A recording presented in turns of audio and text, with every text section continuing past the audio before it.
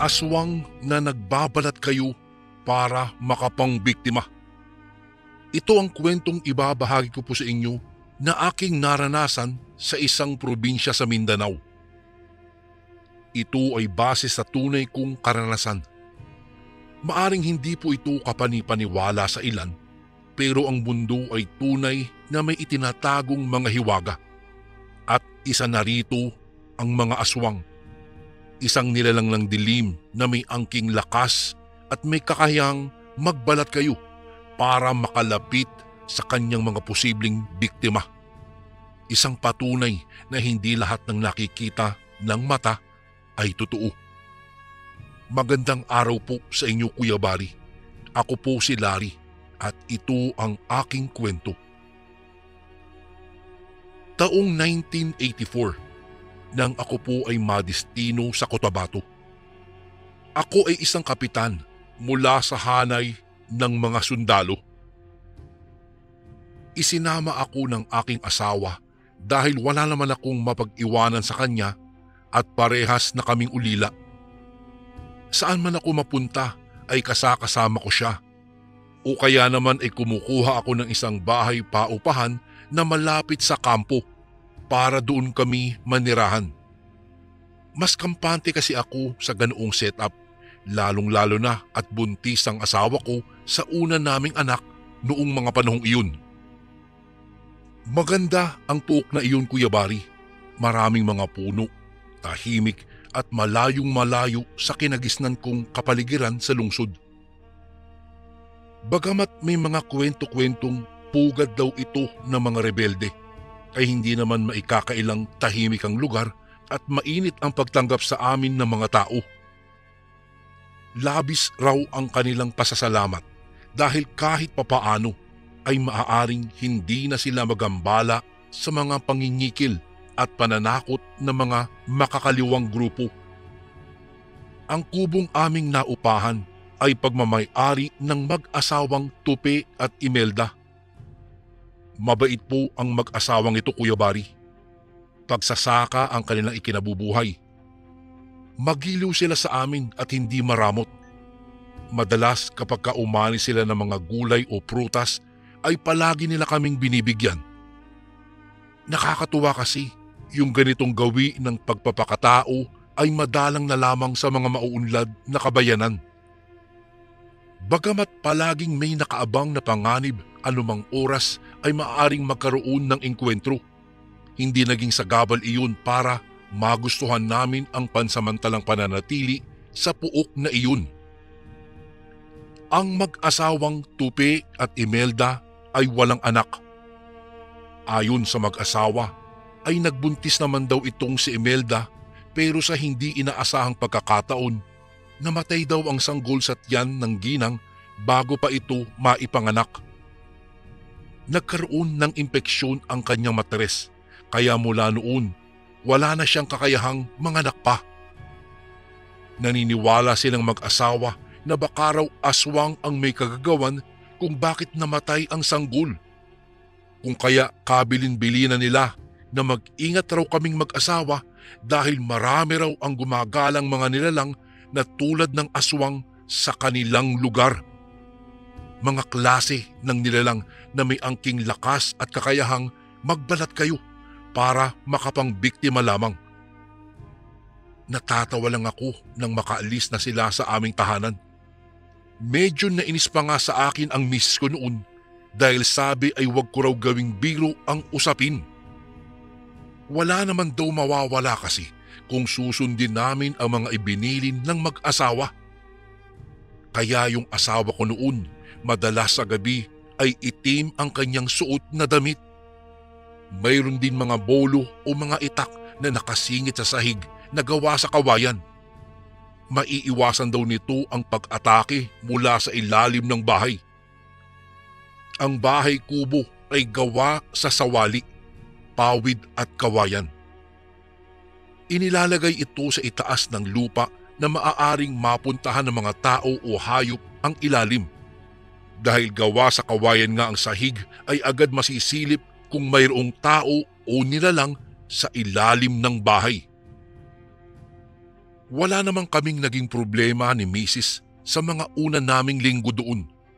Pero mula nang naging panggabi na ang duty ko, Kuya Bari, doon na nagreklamo ang Mrs. ko na nahihirapan na daw siyang matulog dahil sa mga pagkaluskos na palagi niyang naririnig tuwing gabi at ang maingay na tunog na parang malakas na huni daw ng butiki.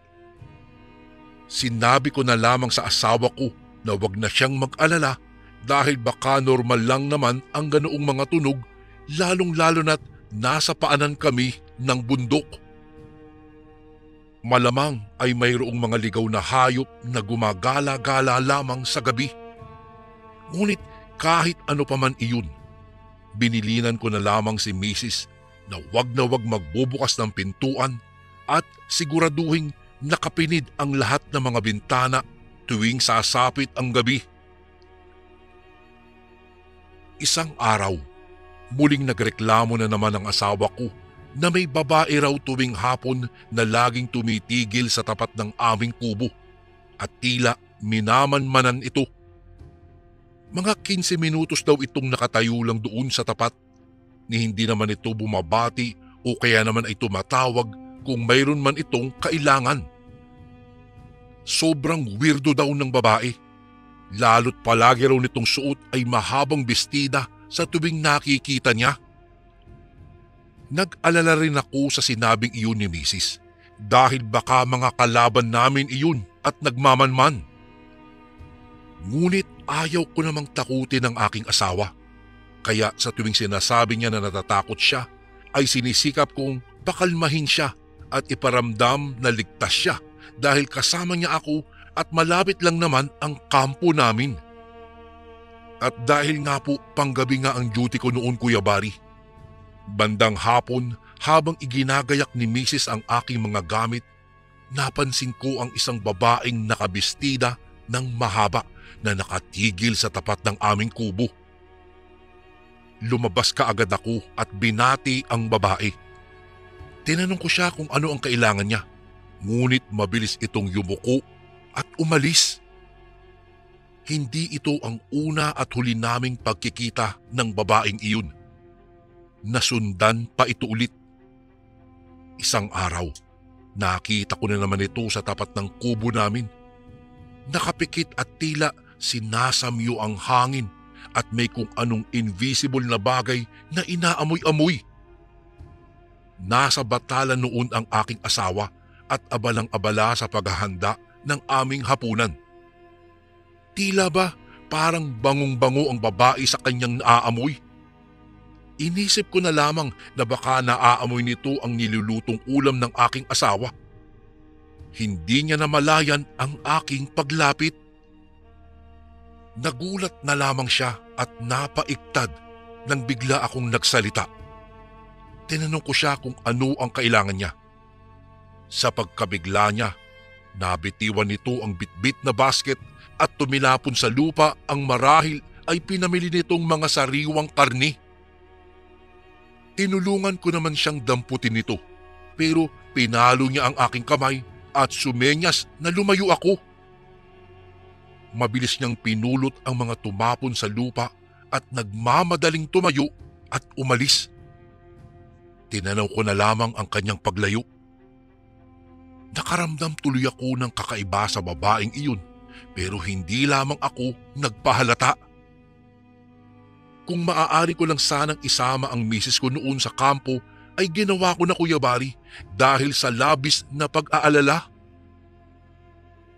Kinagabihan ng araw ding iyon, sa kalagitnaan ng gabi ay isang operasyon ang naganap. Natagpuan ng aking mga kasamahan ang kuta ng mga rebelde malapit lamang sa nayon. Ginalugad namin ang kagubatan at naghanda sa magaganap na sagupaan. Agad nagkaroon ng putukan nang madiskubre ng mga rebeldeng mayroon ng mga sundalo sa kanilang kampo. Sumiklab ang engkwentro. Sundalo laban sa rebelde. Pilipino sa kapwa Pilipino. Labanan ng prinsipyo. Kaming mga sundalo na bitbit ang katapangan at bilis ng galaw ay nagsagawa ng mga taktikal na opensiba upang mapigilan ang panghahasik ng kaguluhan ng mga rebelde. Sa pagpapalitan ng mga putok, mas naging matibay ang determinasyon at tapang ng aking mga kasamahan.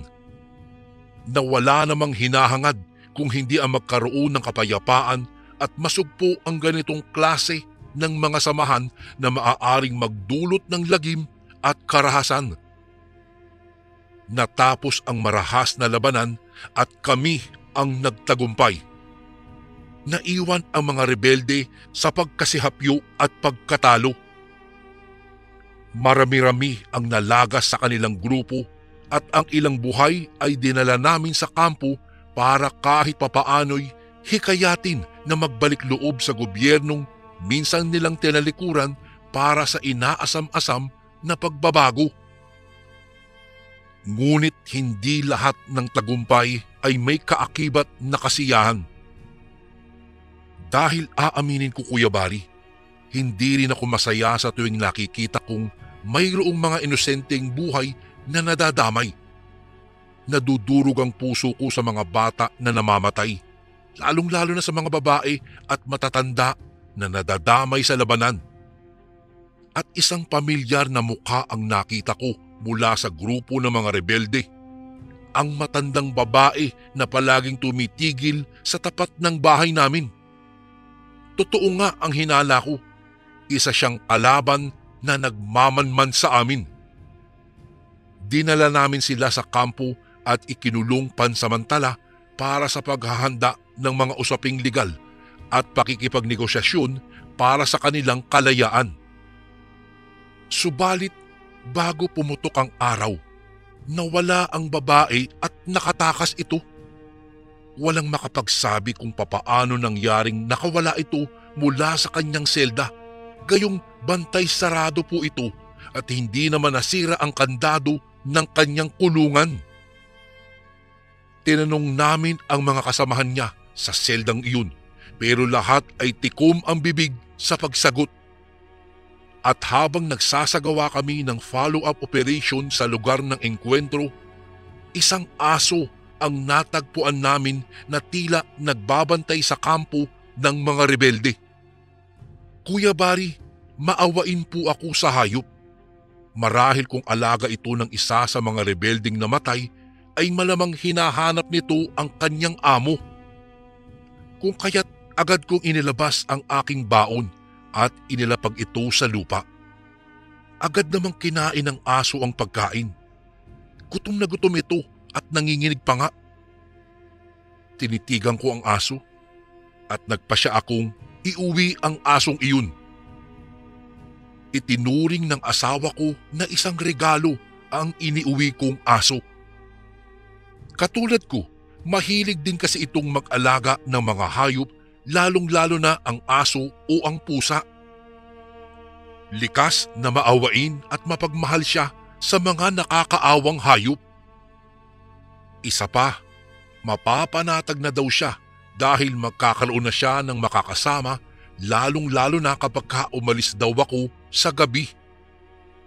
Pinakain, pinaliguan at minahal namin ang aso bilang bahagi ng aming pamilya. Ordinaryong askal lang po ito, Kuya Bari, pero may kakaiba sa inampun naming aso. Wala po itong buntot. Pinangalanan namin siyang si Putot, na ang ibig sabihin ay wala siyang buntot. Kulay kayumanggi ito at may manipis na balahibo. Mula nang iuwi ko po si Putot ay hindi na nalulungkot ang asawa ko sa tuwing ako'y aalis. Natutuwa ring ikinikwento ni Mrs. na nawala na rin daw ang mga kakaibang tunog tuwing gabi na gumagambala sa kanyang pagtulog.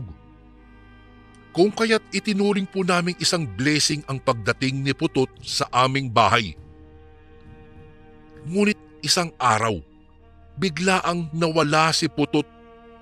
Nakita ko ang labis na pag-aalala sa mukha ng aking asawa. Pawisan na ito at hawak-hawak ang kanyang tiyan. Matagal na daw siyang nag-iikot-ikot sa baryo pero ni anino ni Putot ay hindi niya makita. Nag-alala siya dahil hindi pa raw kumakain ang aming alaga maghapon, kaya nakiusap siyang hanapin ko si Putot. Nagtanong-tanong po ako sa mga taong aking nakakasalubong kung mayroon silang napansing aso na walang buntot.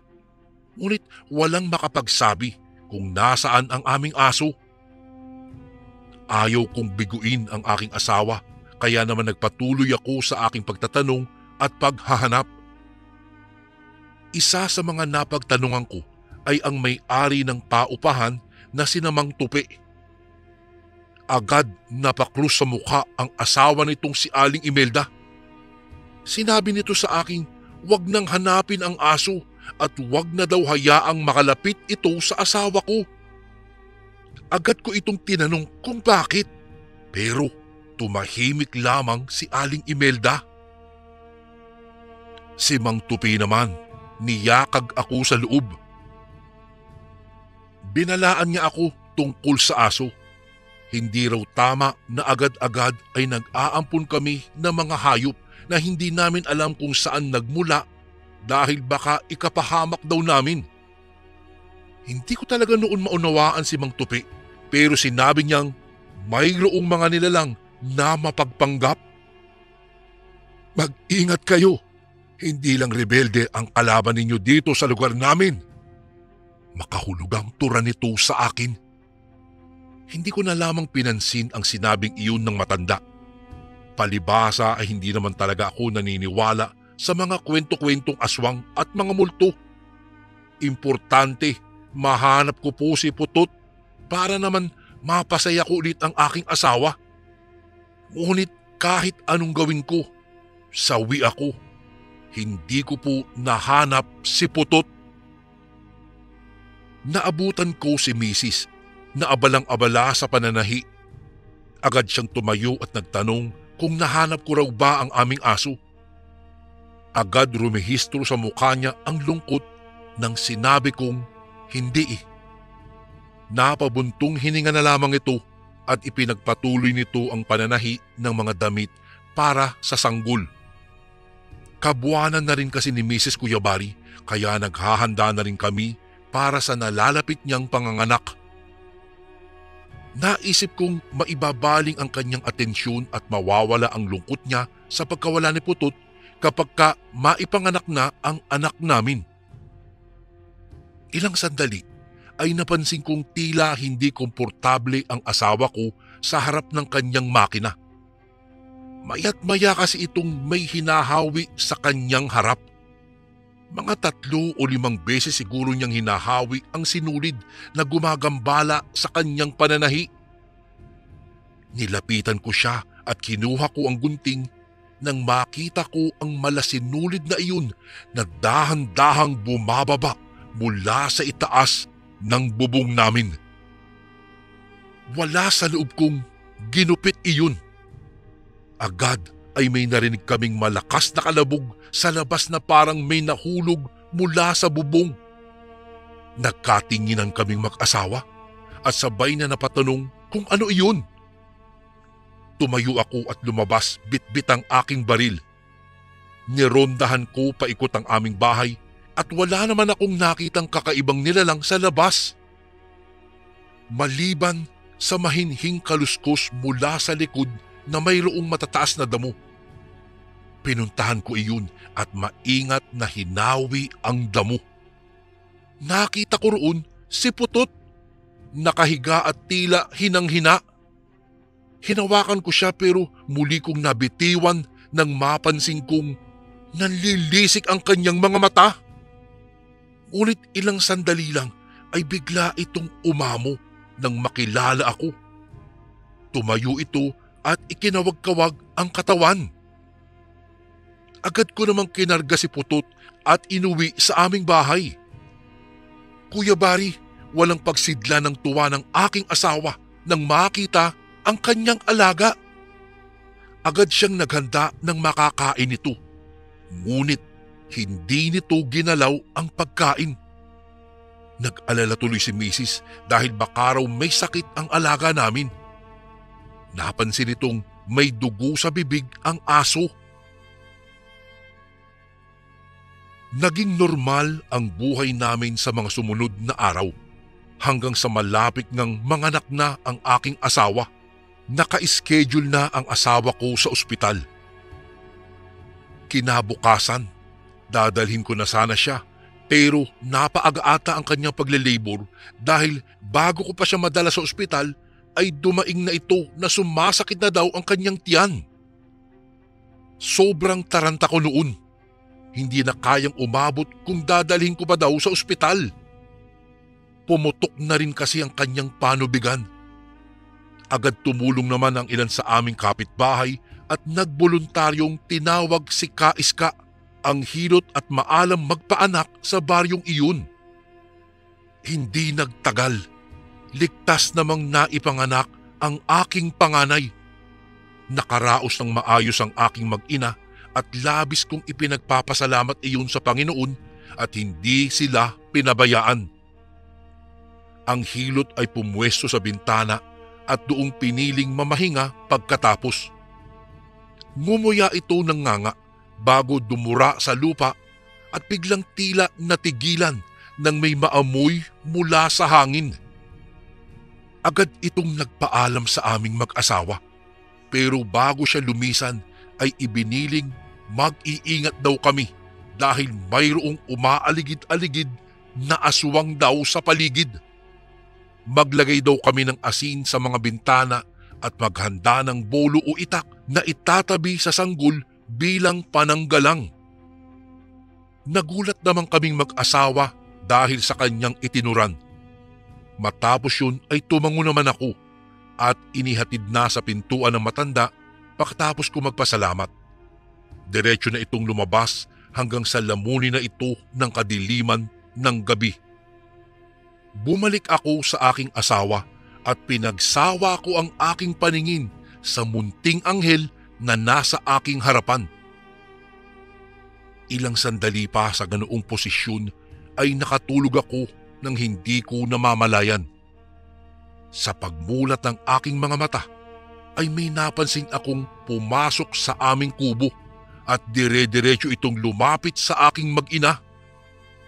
Laking gulat ko nang kinuha nito ang sanggol at kinilik. Ilalabas na sana niya ito nang bigla ko siyang sinita. Galit na galit ako dahil wala siyang pahintulot na kunin ang aming anak. Tumigil siya sa paglalakad at lumingon ito sa akin. Ang babaeng kumuha sa aking sanggol ay isang nilalang na noon ko pa lamang nakita. Purong itim ang kanyang mga mata. Mapusyaw ang kulay ng kanyang balat. Mahahaba ang kanyang mga kuko at tila malaalambre sa tigas ang kanyang buhok. Dahil doon ay natigilan ako pero agad ding nakabawi nang maalalang nasa kanya ang anak ko. Patuloy akong sumigaw at sinasabing ibalik ang aking anak.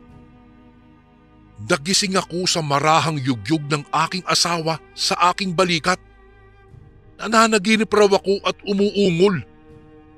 Hinanap ko ang aking anak. Agad naman akong nakahinga ng maluwag nang makita ko itong payapang natutulog sa tabi ng aking asawa. Hindi pa man ako lubos na aalipungatan, napansin kong bumukas ang pinto namin kasabay ng pagpasok ng tila malakas na bugso ng hangin.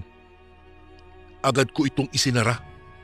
Dali-dali akong pumunta sa kusina para manguha ng asin. Isinaboy ko ito sa mga bintana at pintuan. Agad akong kumuha ng itak at inilagay ito sa ilalim ng hinihigaan namin. Hindi pa man ako nakakahinga sa kaba dahil sa masamang pangitaing iyon ay may narinig akong ingay na nagmumula sa ibaba ng bahay.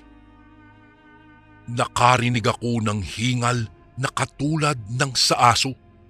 Agad pumasok sa isipan ko na baka si Putot lamang iyon, kaya sinabi ko sa asawa kong matulog na lamang at ako na lamang ang magbabantay para makapagpahinga na siya. Pagkaraan lamang ng ilang minuto, muli kong narinig ang parehong tunog na mas malakas sa pagkakataong iyon na parang nasa tabi ko na ang hayop. Tumuwad ako at sinilip mula sa siwang ng sahig na kawayan kung saan nagmumula ang ingay na iyon.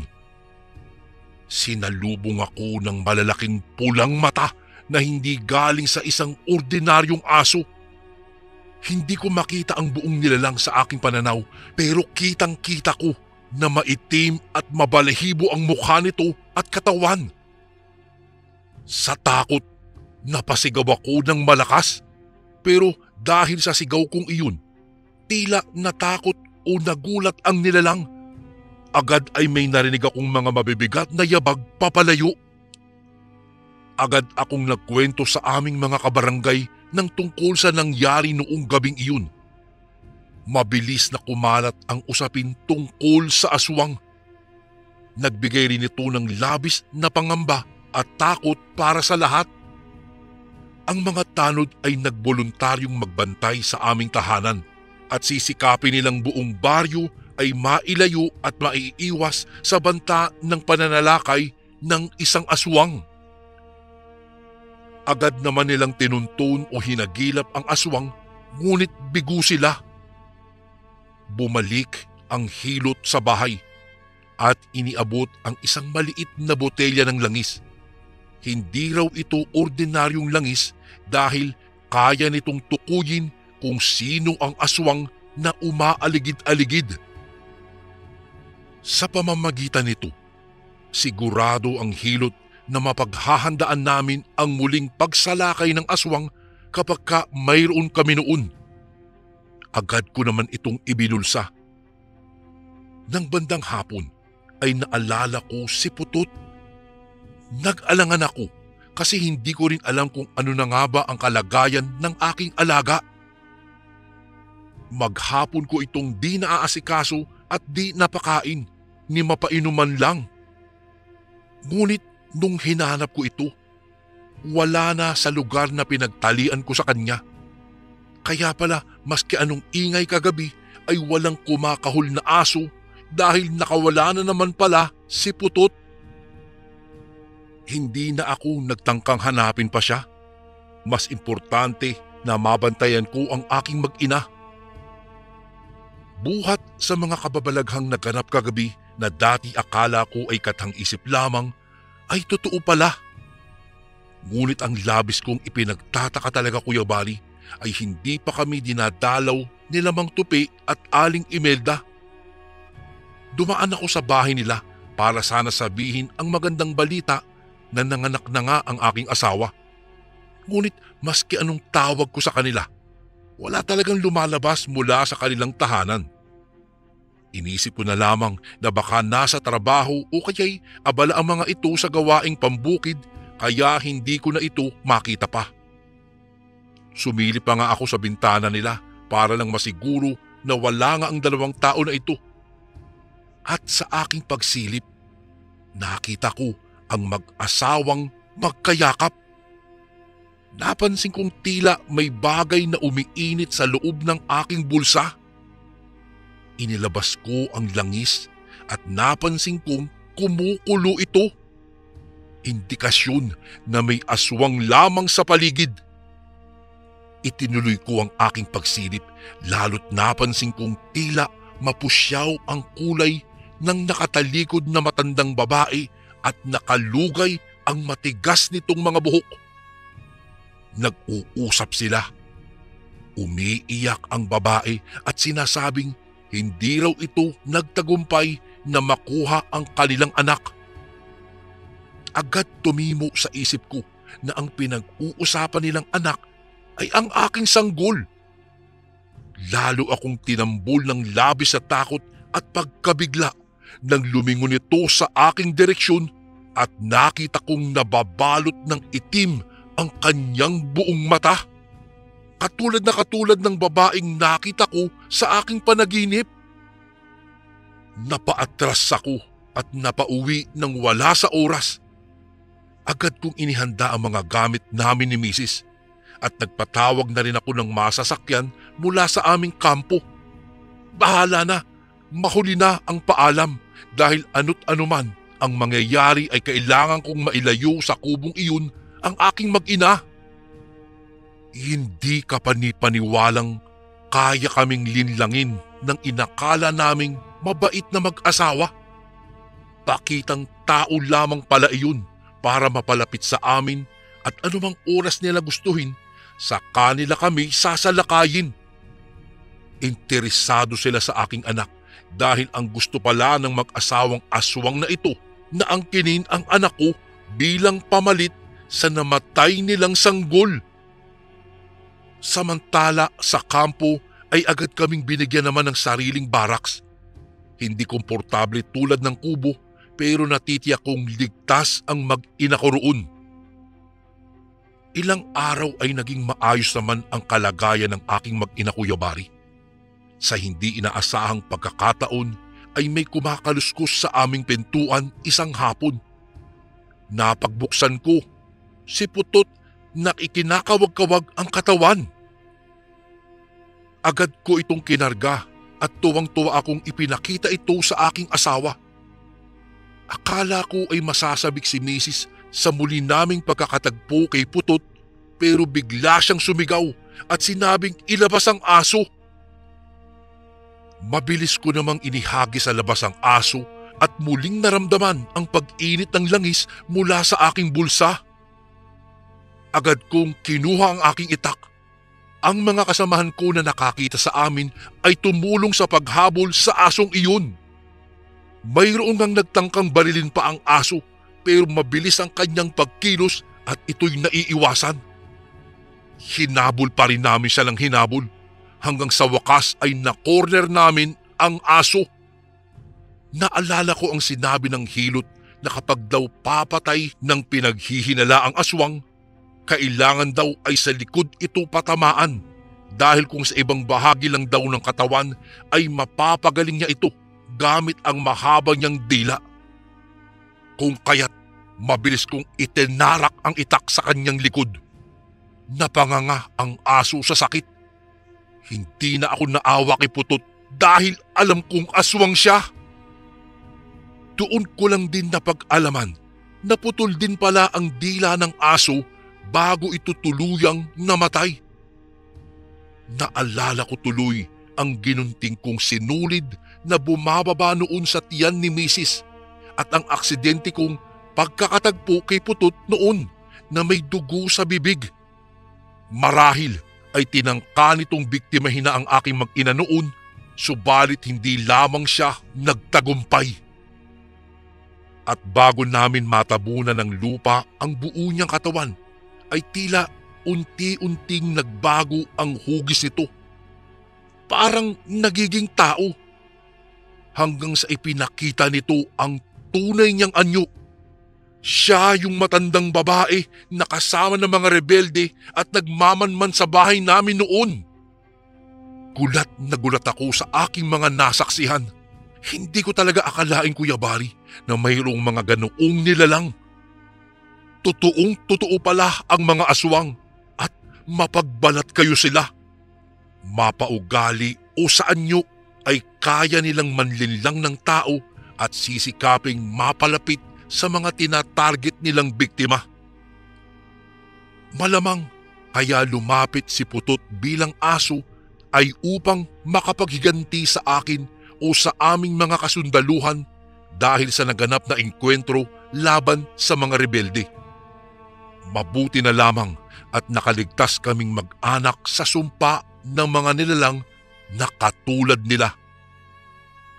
Magmula noon, Kuya Bari, natuto na ako at hindi na kailanman namulot ng mga hayop sa daan. Mahirap na kasi. Mahirap mag-alaga ng mga hayop na hindi ko alam kung saan o ano ang pinagmulan. Mahirap din kasi yung naranasan ko na. Minahal ko at itinuring na pamilya si Putot. Pero aswang naman pala ang alaga ko at nagtatago lamang sa anyo ng isang nakakaawang aso.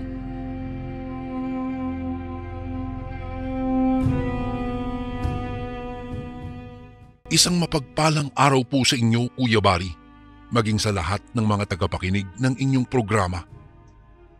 Mula po pagkabata ay kinahiligan ko na talaga ang pagkain ng kung ano-anong mga lamang tiyan na masarap sa panlasa ko. Ang hindi ko alam, iyon pala ang magdudulot ng karanasang hinding-hindi ko malilimutan. Siya nga po pala, itago niyo na lang po ako sa pangalang Carlos. Taong 1900 at siyam na po nang maganap itong nakakakilabot kong karanasan sa kamay ng isang aswang. Bagong lipat po kami noon sa Cavite. Hindi ko pa po kabisado ang pasikot-sikot sa lugar, kaya naman po ang ruta ko lang sa araw-araw ay bahay-eskwelahan lamang. May iilan din namang mga kapitbahay ang gustong maging kaibigan ko, kaso nga lang, ako yung ayaw makipagkilala sa kanila. Sa paaralan, wala din naman akong gaanong nakakausap dahil ayoko po. Umiiwas ako sa tuwing may nais na makipaglapit sa akin. Doon sa katabi ng paaralan namin ay may maliit po na karinderya. Doon po kami bumibili ng mga pagkaing gusto namin. Merong mga lollipop, candy at mga junk foods din, pero mas gusto ko pong bilhin doon ay ang mga lutong ulam na itinitinda nila. Ang may-ari ng karinderyang pong iyon ay si Manang Warla. Masarap po siyang magluto at paborito ko yung pansit, kaya naman ay araw-araw akong bumibili doon. Isang araw, mayroon pong bagong lipat sa tapat ng karinderya ni Manang Warla. Kagaya niya, nagbebenta rin ng bagong lipat ng mga kakanin at mga ulam. Dahil nga bagong bukas, ay doon bumibili ang mga kabataan na nag-aaral din sa paaralang pinapasukan ko. Ayon sa kanila, masarap daw ang luto doon at katakam-takam ito. Siyempre pa, sinubukan ko rin po na doon na nga bumili ng pansit. Noong akmang isusubo ko na sana ang pansit nang bigla pong lumindol. Saglit naman po iyon, ngunit hindi ko na napakinabangan pa ang pagkain ko dahil ang baonan ko po ay nalaglag na rin sa sahig. Kaya naman ay nagtungo na lamang ako kina Manang Warla. Doon kasi nakakautang po ako, kaya kahit papaano po ay nagkalaman ang tiyan ko ng tanghaling iyon. Sa paglipas ng mga araw, ay kakaunti na lang ang nagtutungo sa kainan ni Manang Warla. Kahit na ganoon ay hindi ko naman siya nakitaan ng pagkainggit. Ang lagi niyang sinasabi sa amin kapag ka naihahambing na ang mga luto niya sa kabila ay wala daw siyang magagawa kung hindi nagugustuhan ng ibang mga bata ang niluluto niya. Isang araw, kagagaling ko lamang noon sa principal's office. Nadatnan kong nag-uumpukan ang mga bata mula sa iba't ibang grado doon sa may siso. Nang inusisa ko po kung ano ang naroroon, nasipat ko ang isang batang babae na nagsusuka. Halos hindi na nga ito makahinga eh. Kaagad na binuhat siya ng teacher papunta sa klinika ng paaralan. At sa pagtingin ko sa mga naisuka ng bata, ay nagulat na lamang po ako nang masilayan ko ang isang parang putol na daliri ng tao. Kinusot-kusot ko pa nga ang aking mga mata, ngunit talagang putol na daliri ang nakikita ko. Subalit, bigla na lamang iyong naging karne nang itinuro ko sa isang kaklase ang nakita ko. Ha? Saan? Saan yung daliri na sinasabi mo, Carlos? Naku, mukhang karne naman yata yan eh. Umalis na nga tayo rito. Nakakadiri naman yan, tinitignan mo eh. Suka yan oh. Tugon nito sa akin. Napakunot naman ang aking noo at muling tinitigan ang suka. Karne nga lang iyon. Kinabukasan, may bulong-bulungan akong nahagip na si Manang Warla raw ay isang aswang. May nakakita raw sa kanya doon sa kabilang karinderya habang nakasilip sa loob. At nakatuwad pa raw si Manang Warla habang ginagawa iyon. Ang usapang iyon ay nakarating kay Manang Warla. Galit na galit siyang nagtanong kung sino raw ang may pasimuno ng gawa-gawang balita. at ang lahat ay iisa lang ang tinukoy. Ayon pa sa iba ay kumalat ng tsismis na iyon dahil sa isang batang babae na nagsabing nakita raw nito si Manang Warla na nakatuwad kaya tinawag niya itong isang aswang. Agad namang kinumpronta ni Manang Warla ang bata at imbis na humingi ng dispensa sa mga pinagsasabi ay iginiit pa nitong aswang nga talaga si Manang Warla. Galit na galit siya sa tinuran ng bata. Nakita ko ang pamumula ng kanyang buong mukha, panlilisik ng kanyang mga mata. Noong akmang sasampalin na sana niya ang bata, nang duraan siya nito sa mukha, sabay takbo papalayo. At doon ay tila naging dragon itong si Manang Warla dahil sa tindi ng galit at inis ay naihagis niya ang mga baso sa sahig at nabasag ang mga iyon. Hindi pa siya nakontento at mapuwersang pinataob pa niya ang 3 upuang kahoy. "Kayo, umalis kayo rito!" Pagkara ay baling niya sa amin ng ilang mga kabataang nakamasid sa kanya.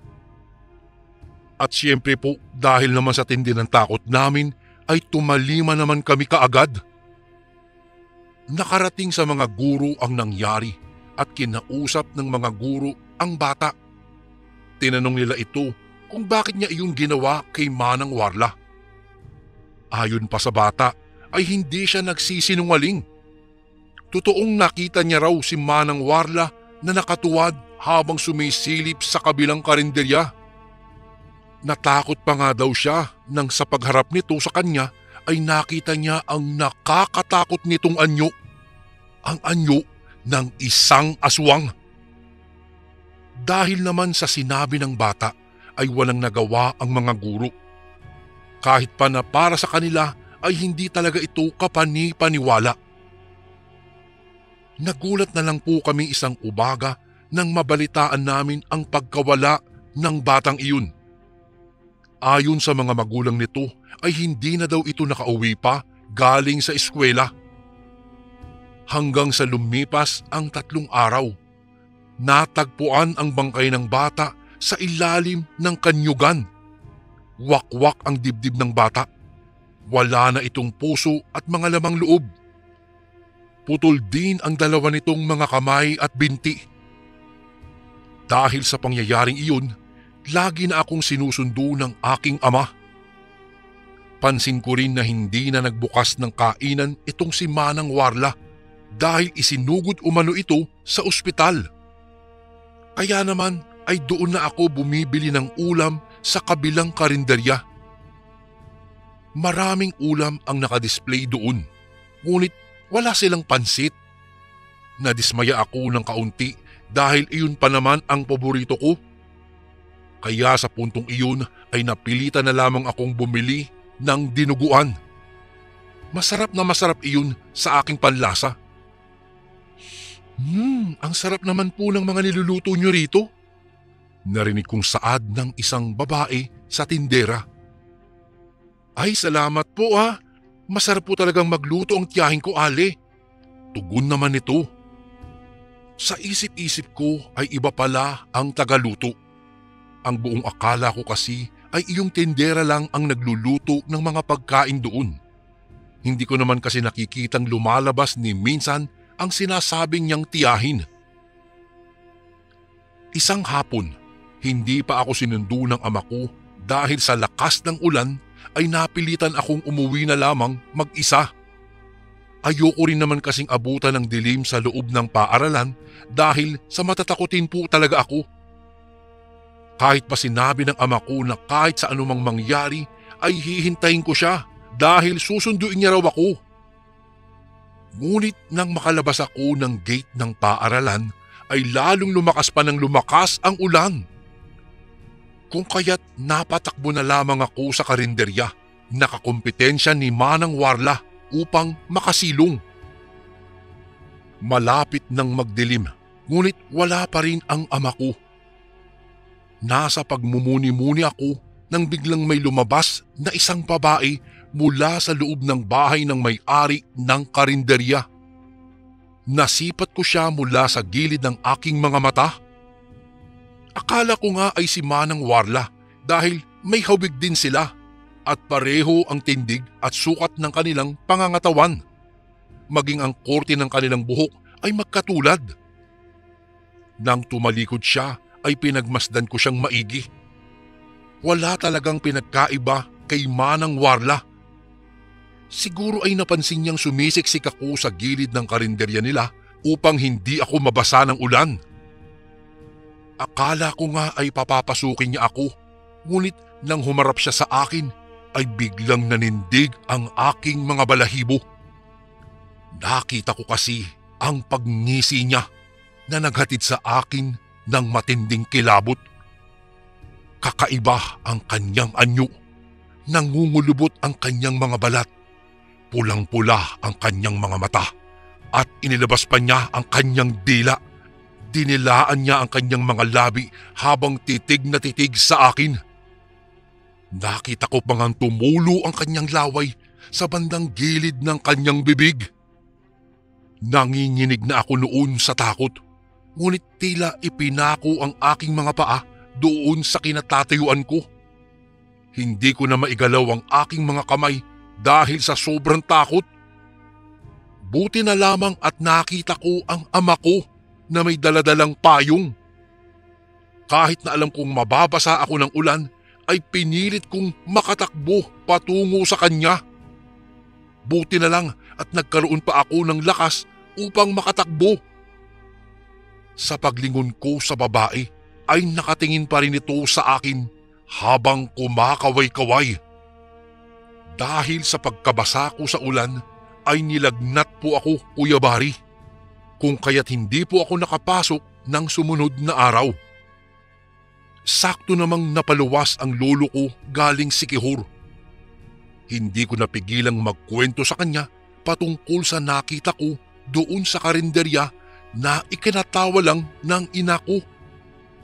Sabi niya ay ganoon na daw talaga ang pagmumukha ng babaeng iyon. Lagi raw niya kasing nakakasabay sa pamamalengke ang aling iyon.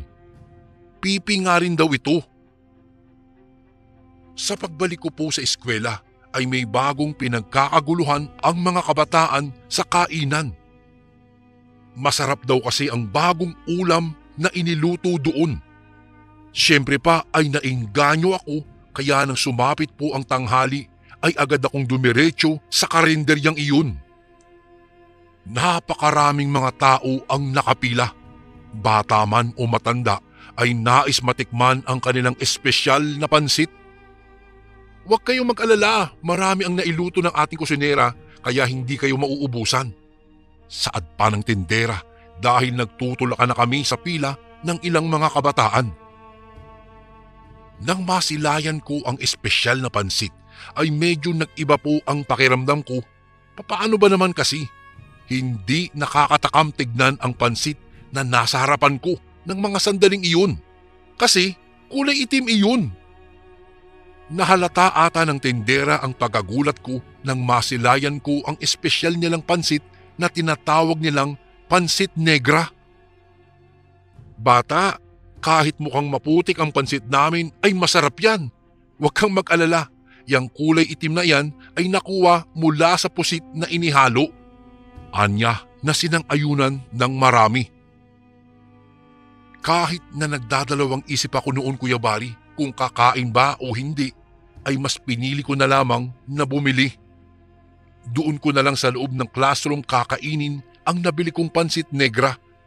Sa isip-isip ko lang. Subalit pagkabukas ko sa supot na pinaglalagyan nito ay nagulat na lamang po ako nang tumambad sa paningin ko ang mga gutay-gutay na bituka at may putol na mga daliri pa. Nabitawan kong bigla tuloy ang supot at ramdam na ramdam ko ang mabilis sa pagkabog ng dibdib ko noon, Kuya Bari. Hindi na nga ako nakakain pa dahil sa nasilayang kong mga nakakadiring bagay. Dinala ko na lamang ang supot sa bahay at ipinakita ko kina lolo iyon. Matapos kong ibigay iyon ay hindi ko na alam kung ano pang ginawa ni lolo sa mga nakalagay sa supot. Pero inutusan nila akong bumili ulit ng pansit negra kinabukasan. Hinablot ng isa kong kaklase ang supot ng pansit negra ko nang nakita nilang hindi ko naman ito ginalaw at inilabas mula sa supot. Kaagad na kinuha ko iyon mula sa kanila at sinabing iuuwi ko iyon para sa ina ko. Pero hindi nila ako tinantanan. Hinila nila pabalik ang supot hanggang sa naghilahan na kami, dahilan upang mapunit ang supot at magkandalaglag ang mga putol na daliri na may kasamang mga bituka. Napaatras ako nang makita ang mga iyon.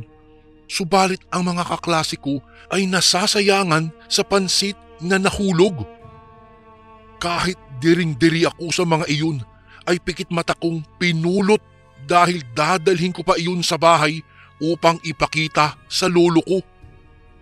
Nagulat naman ang aking mga kaklase na parang wala silang nakita. Ni hindi sila nagulat sa mga nakikita ko. Kaya't dali-dali akong umuwi. Pagdating ko sa bahay ay naroon kaagad si lolo at agad kong isinalaysay sa kanya ang buong pangyayari.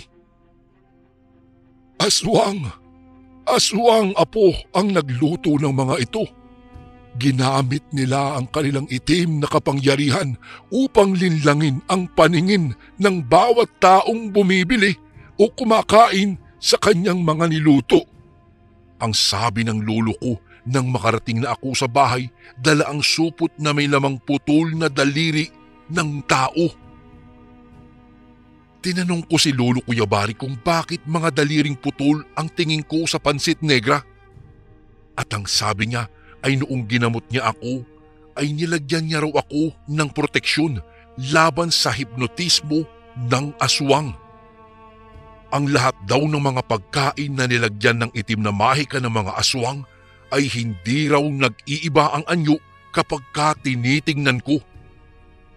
Doon ko palang naintindihan at napagtanto kung bakit hindi nakikita ng mga kaeskwela ko ang mga putol na daliri. Halos ilang linggo rin bago nagbukas ang kainan ni Manang Warla. Doon na ako bumibili ng ulam kuyabari sa kanya dahil ang mga nilulutong ulam ni Manang Warla ay katakam-takam talaga at sigurado akong ligtas. Noong nagkaroon kami ng pagkakataon, ay naikwento ko sa kanya ang tungkol sa tagaluto ng ulam sa kabilang karinderya na ang sabi ko ay kahawig na kahawig niya. Sa tangkad, sukat ng katawan, korte ng buhok at anyo kapag naka-side view ang babae. Medyo nagulat pa nga si Manang Warla dahil hindi naman daw niya pinapansin ang babaeng iyon. Sa walang ano-ano ay bigla na lamang sumulpot sa harapan namin ang babaeng iyon. Sa puntong iyon ay tila bagong gising ito. Hindi pa kasi nagsusuklay at amoy ko rin ang mabahong hininga nito. Nakalabas kasi Kuya Bari ang dila niya at tila dinidilaan ng kanyang mga labi ng paulit-ulit bago naghikab sa harap namin ni Manang Warla. Ay, talagang nakakasulasok ang amoy ng kanyang hininga na para bang may nakain na bulok na pagkain.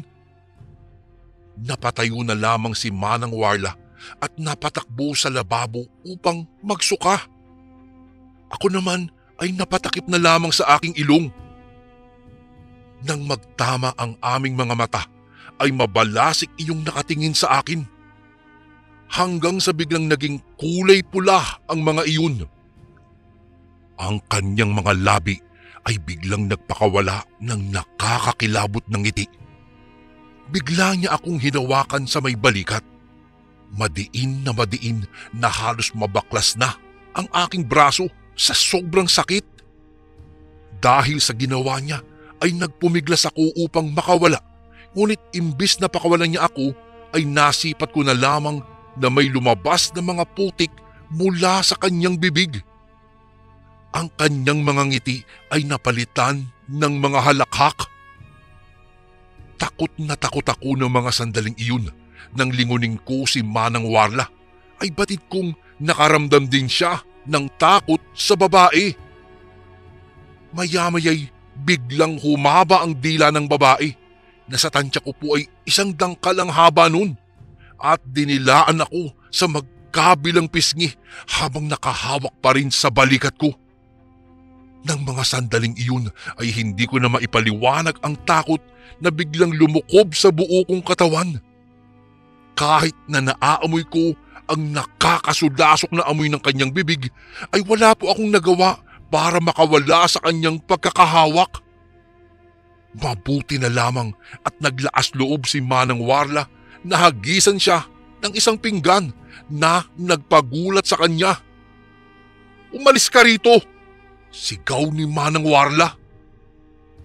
Nang marinig ng babae si Manang Warla, ay nilapitan niya ito at pinaikot-ikutan ng makailang beses. Hanggang sa lumabas na siya ng kainan at bumalik sa kanilang pwesto. "Manang Warla, aswang po ang babaeng iyon," ang sabi ko nang nilapitan ako ni Manang Warla para yakapin. Tinanong niya ako kung ayos lang daw ba ako. Sinabi ko rin sa kanya na baka ang babaeng iyon ang nakita nung bata na nag-akusa sa kanyang aswang. Ngunit ang sabi ni Manang Warla ay huwag ko daw ipagsabi sa iba na aswang ang babaeng iyon dahil baka mapahamak daw ako, at isa pa daw ay hindi naman pinaniniwalaan ng mga pulisya na mayroon ng aswang. At dagdag pa nga niya, baka daw kami pa ang makulong kung magkakalat kami ng mga balitang walang ebidensya. Nang hapong iyon, hindi na ako sinundo ng ama ko dahil may importante siyang lakad. Kaya naman, nang matapos po naming mag-usap ni Manang Warla, ay gumayak na po ako pauwi. Habang binabagtas ko ang daan pauwi sa amin, ramdam na ramdam kong may nakasunod sa akin. Rinig ko rin ang mga yabag ng mga paa nito. Kapag nililingon ko naman, ay wala naman akong nakikitang taong sumusunod. Hanggang sa ang mga lakad ko ay naging takbo na. Ngunit pagdating ko sa isang puno ay humangin ng malakas at bigla na lamang lumitaw sa harapan ko ang babaeng aswang. Nanlilisik ang kanyang mapupulang mga mata habang nakamasid na nakatitig ito sa akin. Napadapo naman ang paningin ko sa kanyang mga kuko at nasipat kong mahahaba at matutulis ang mga iyon.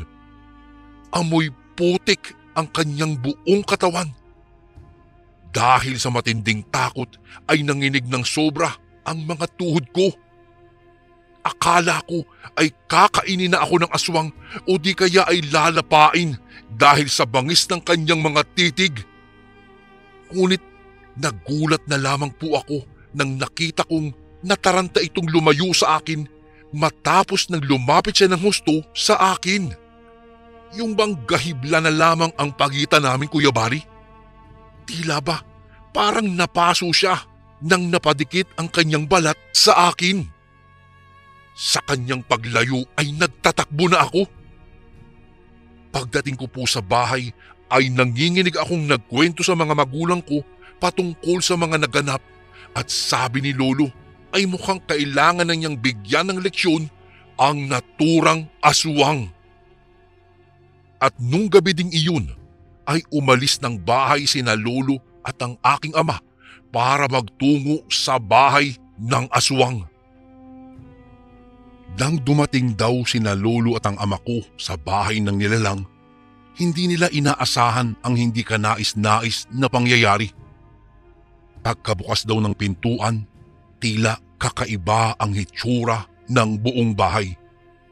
Madilim at misteryoso ang paligid. Pumasok daw sila sa loob at bigla na lamang silang sinalubong ng isang nakakasulasok na amoy, katulad daw ng naamoy kong babae na aswang noon. Sa gitna ng katahimikan, bigla raw may narinig sina Lolo at ama ko mula sa loob ng bahay na iyon.